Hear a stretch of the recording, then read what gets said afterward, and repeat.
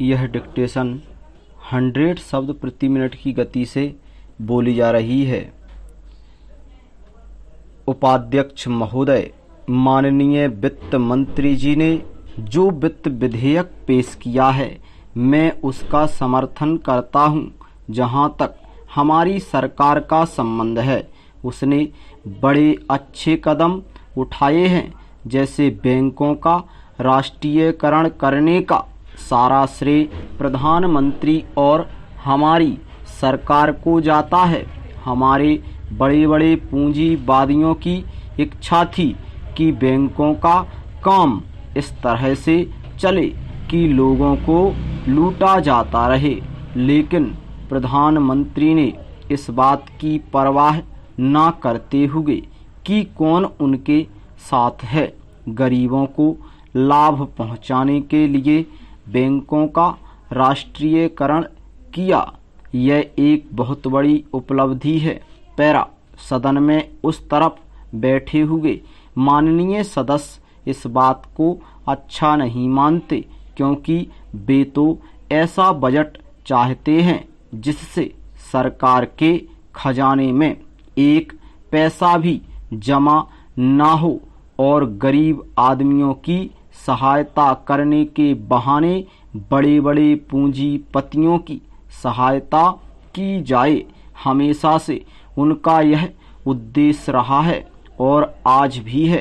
थोड़े से दिनों के लिए शासन इनके पास गया तो इनकी तरफ से यह कोशिश हुई कि जो राष्ट्रीयकृत बैंक हैं, वे किसी तरह से पूंजीपतियों के हाथ में चले जाएं।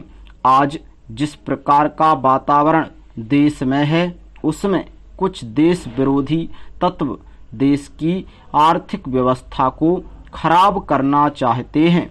उनसे निपटने के लिए जिस प्रकार का संतुलित बजट और वित्त विधेयक माननीय वित्त मंत्री जी ने यहाँ पर पेश किया है, उनसे अच्छा और कुछ हो नहीं सकता था।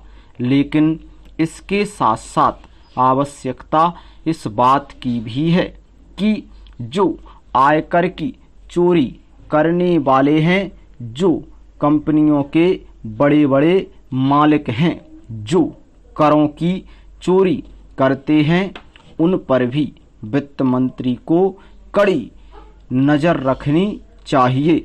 जो लोग भी इस देश की अर्थव्यवस्था को खराब करना चाहते हैं, उनके लिए किसी प्रकार की छूट नहीं होनी चाहिए। सभी आम गरीबों को लाभ पहुंचा सकते हैं।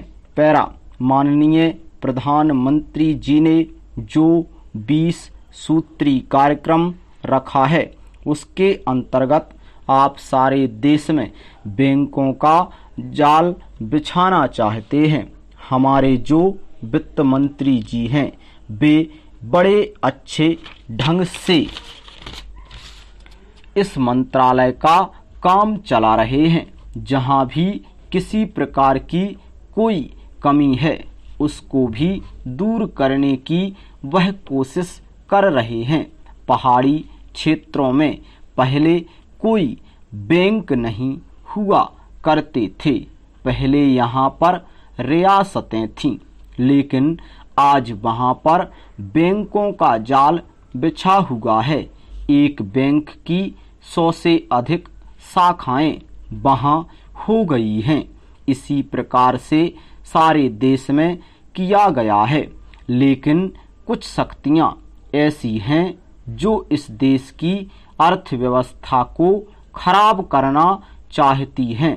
जिस प्रकार से इस देश के मजदूरों को उकसाया जाता है और कारखाने बंद कराए जाते हैं और उत्पादन रोका जाता है, उसकी जिम्मेदारी उस तरफ बैठे हुए लोगों पर ही है, क्योंकि आंदोलन वे ही कराते हैं। स्टॉप।